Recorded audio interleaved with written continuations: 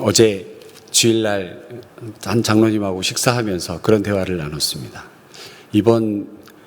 내일 새벽이 되나요? 브라질하고 축구 경기할 때 본인은 절대 안 보시겠답니다. 왜냐하면 내가 보면 항상 지더라 이런 얘기를 하셨습니다. 징크스라는 게 있죠. 여러분 혹시 바지 입으실 때 왼쪽부터 입으세요? 오른쪽 발부터 입으세요? 어제 저희 학생들에게 물어봤습니다. 근데 정확히 한 반반 정도 되는 것 같아요.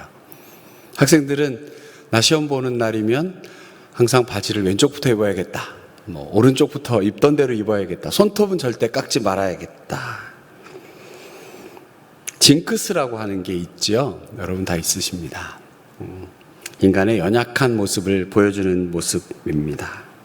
이스라엘 백성들, 우리가 지금까지 묵상한 것처럼 하나님께서 출애굽해 주시고 이때까지 얼마나 세밀하게 자세하게 은혜해 주셨습니까?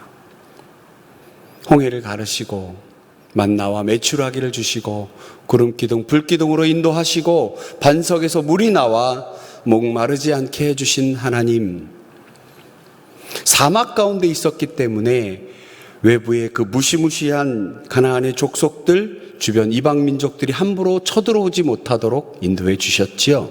그런데 내 눈앞에 지금 모세가 없습니다. 전화해도 안 받습니다. 그러니 불안한 그들, 금송아지를 만들어 버렸습니다. 내 눈에 무엇인가 보여야 믿겠노라. 그렇게까지 하나님 인도하셨는데 그들을 이끌었다 하여 모세가 눈에 안 보인 그 상황에 금송아지를 만들었습니다. 대단히 큰 죄악, 가데스바네아 사건과 비슷하게 대단히 중요한 이스라엘 백성들의, 출애굽 백성들의 죄악입니다. 가데스바네아에서 그렇게 하나님 함께 하셨던 하나님께서 가나안 족속을 향하여 정탐꾼 12명을 보내셨는데 모두가 다 저기는 들어가면 안 됩니다. 안악 자손들은 거인 자손들입니다. 싸움 자체가 안 됩니다. 갈 수 없습니다. 그들은 다시 광야로 돌아가야 했던 사건, 가데스바네아, 그리고 금송아지 사건, 그들의 믿음 없음을 보여주는 사건입니다. 그에 대한 결과는 참으로 참혹했습니다. 33장 3절의 말씀입니다. 너희를 젖과 꿀이 흐르는 땅에 이르게 하려니와 나는 너희와 함께 올라가지 아니하리니 너희는 목이 곧은 백성인즉 내가 길에서 너희를 진멸할까 염려함이라 하시니. 성도에게 가장 위험한 상황은 하나님께서 함께 하지 아니하시겠다, 함께 하시지 않겠다라는 것입니다. 물론 하나님께서 신자를 결코 떠나지는 않으십니다. 그러나 범죄함으로 스스로 하나님과의 동행을 거절하고 자기 길을 가는 것, 그것은 스스로 죽음과 파멸의 길을 걸어가는 것입니다. 금송아지로 반역한 백성과 하나님은 동행하지 않겠다 선언하셨습니다. 우리 생각에는 하나님 좀 서운합니다. 그럴 수도 있죠. 저희들이 연약한데 자비의 하나님, 사랑의 하나님 서운하게 왜 그러십니까? 라고 생각할 수도 있겠습니다.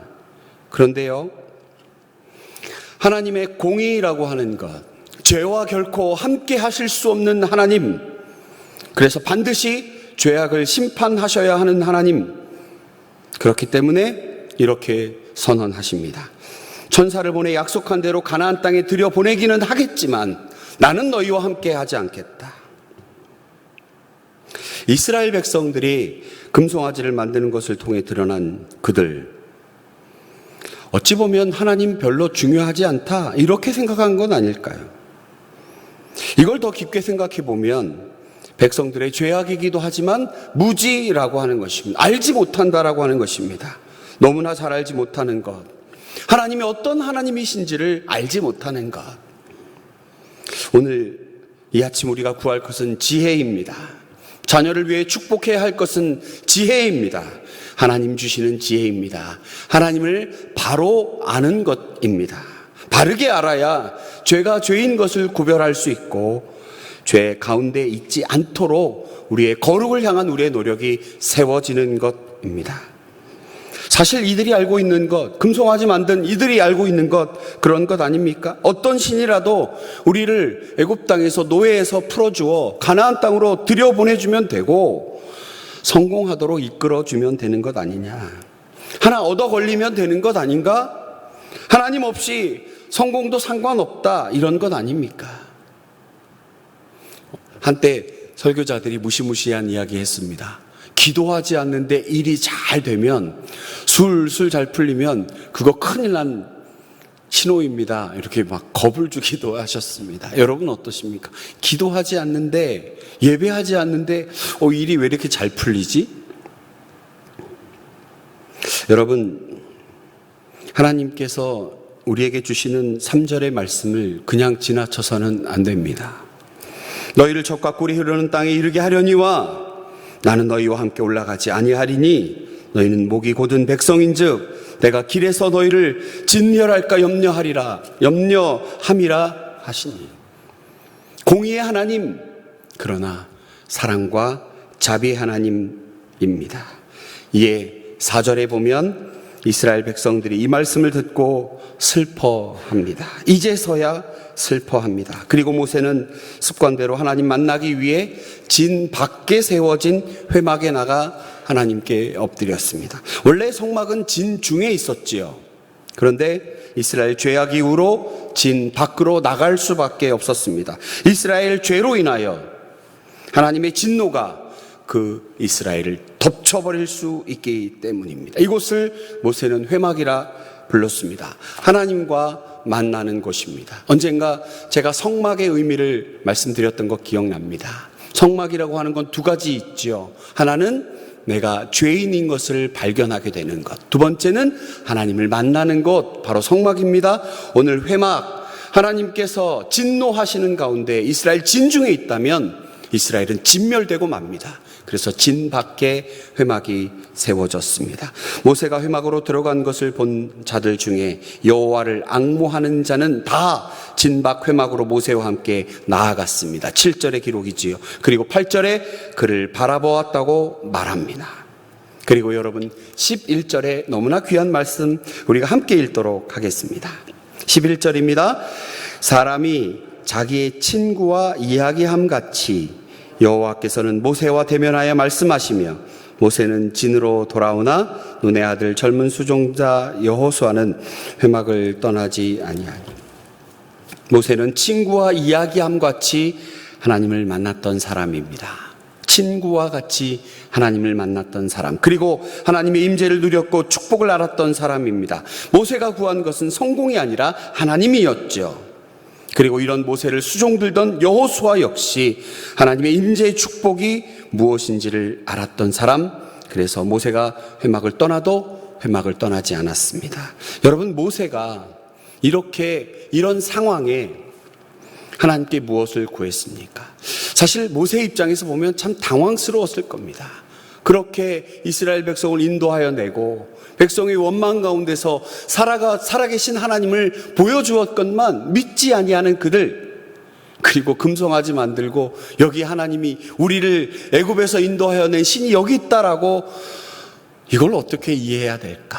답답한 상황에 있던 모세가 구한 것 13절입니다. 내가 참으로 주의 목전에 은총을 입어 싸우면 원하건대 주의 길을 내게 보이사 내게 주를 알리시고 나로 주의 목전에 은총을 입게 하시며 이 족속을 주의 백성으로 여기소서. 이에 대한 하나님의 대답은, 하나님의 백성이라는 증거는 하나님의 임재와 동행뿐이라고 하는 것입니다. 현명하고 지혜로운 나그네 모세가 구한 것은 주여 길을 보여주시옵소서. 하나님, 너무나 막막합니다.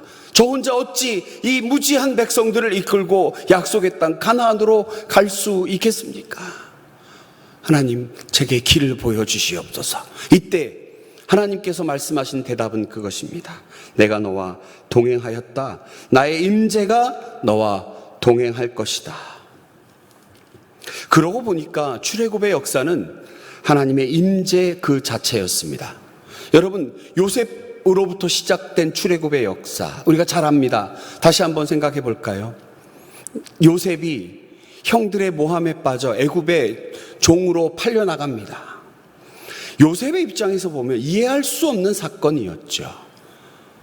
그러나 결코 하나님을 버리지 않았던 요셉, 자신의 주인의 집에서 열심히 일했던 그 결과는 주인 마나님의 유혹이었고, 유혹을 버텨냈던, 거룩함으로 지켜냈던 그에게 돌아온 것은 감옥에 갇히는 일이었습니다. 우리가 눈으로 볼 때는 하나님의 임재는 요셉과는 거리가 멀어 보입니다. 그리고 그곳에서 만난 술 맡은 관원장, 떡 굽는 관원장에게 꿈 해몽해주고, 아마도 둘이 약속을 했겠지요. 내가 풀려나면 너를 데리고 나가리라. 시간이 2년이 흘러가도록 감감무소식입니다. 그럴 때 애굽의 왕이 꿈을 꾸고 그 꿈 해몽을 해준 요셉이 총리 대신이 되었습니다. 총리 대신이 되기 전까지 하나님의 임재는 요셉과는 거리가 멀어 보입니다. 그러나 하나님의 일하심과 하나님의 임재는 순서 시간을 지켜 진행되고 있었습니다. 요셉이 총리 대신이 되어야만 야곱의 아들들, 요셉의 형제들이 안전하게 애굽의 고센 땅에 머무를 수 있었고, 서로 다른 목축업과 농사, 서로 다른 업종에 종사하였기에 안전하게 그들이 보호될 수 있었고, 그리고 노예로 살았기 때문에 섞이지 않아 이스라엘 민족의 정체성을 유지할 수 있었고, 그리고 그들을 출애굽할 수 있게 되었다. 오늘 본문에도 나타난 무시무시한 가나안의 7 족속들이 가만두지 않았을 텐데 안전하게 고센 땅에서 하나님 지키셨습니다. 어찌 보면 하나님의 임재는 이스라엘 백성과 늘 함께 따라왔지만, 눈에 보이는 것들은 감옥에 갇히는 것이었고, 눈에 보이는 것은 노예로 팔려간 것이었고, 눈에 보이는 것은 여전히 우리의 삶은 피폐되어 있었던 것입니다. 그러나 하나님 결코 그들을 떠나지 아니하시고 그의 임재가 함께 하셨다는 거죠. 여러분, 길을 보여달라 할 때 나의 임재가 너와 함께 하고 있다라고 대답한 하나님의 대답에, 모세의 대답이 정말 놀랍지 않습니까? 하나님, 이제 하나님의 영광을 내게 보여주시옵소서. 길을 보여달라고 한 모세의 질문에 하나님의 대답, 어찌 보면 동문서답과도 같은 그 대답에 믿음이 대단한 모세가 그렇게 대답합니다. 내게 하나님의 영광을 보여주시옵소서. 이때 하나님 또 말씀하십니다. 과거에 너에게 베푼 나의 선함을 기억하라. 미래에 있을 나의 선함 역시 그와 같을 것이다. 어느 누구도 너의 미래를 조작할 수 없다. 이 선함, 너를 향한 나의 계획과 너를 향한 나의 이 선함은 어느 누구도 조작할 수 없다. 이것은 오직 하나님의 주권이다. 이 놀라운 은혜가 이 아침 여러분에게 넘쳐나기를 축복합니다. 여러분, 이때 길을 보여달라 할 때 임재가 함께한다. 그러면 영광을 보여주시옵소서 했더니 나의 선함을 기억하라. 모세의 마지막 질문이 나옵니다. 하나님, 이제 당신의 얼굴을 보여주시옵소서. 얼굴을 보여주시옵소서. 이때 하나님 말씀하십니다. 우리 함께 21절부터 23절의 말씀을 함께 합독하도록 하겠습니다.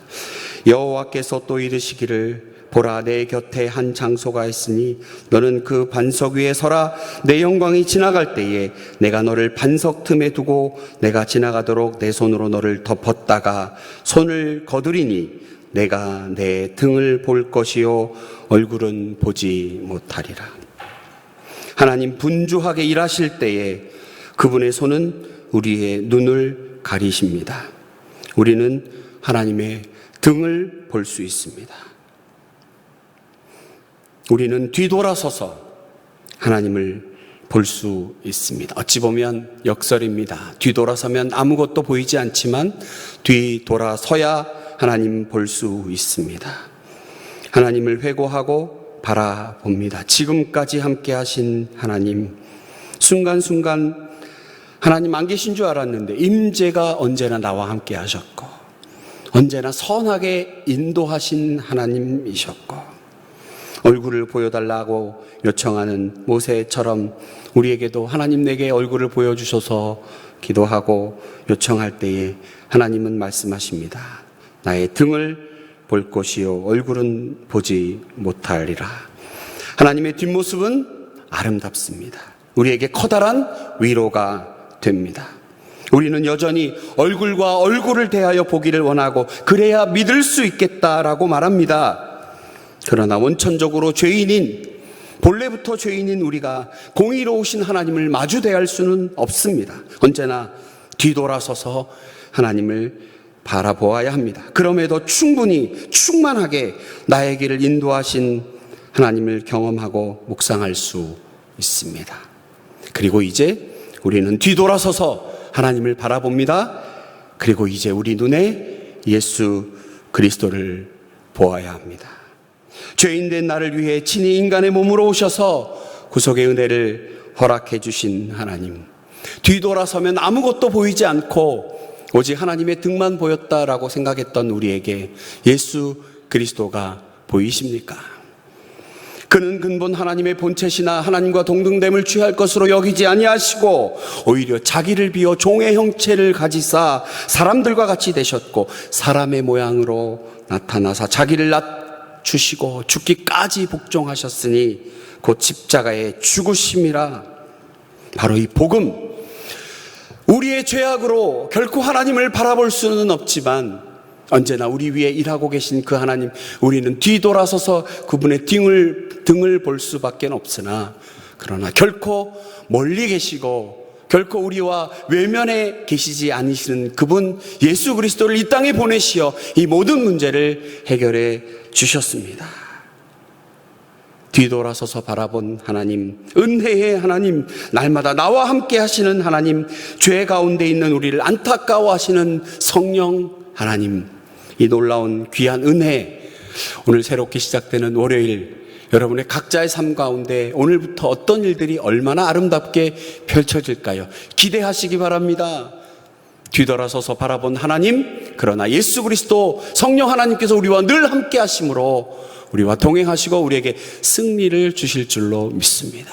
여러분 삶 가운데 하나님을 사랑하고 이웃을 사랑하시며 죄의 복음을 전하시고 살아계신 하나님을 만천하에 참으로 공포하며 나아가는 우리가 되기를 원합니다. 하나님의 은혜 마음껏 누리시기를 간절히 축원합니다. 오늘 기도 가운데 여러분 응답받는 은혜 또한 마음껏 누리시기를 축복합니다.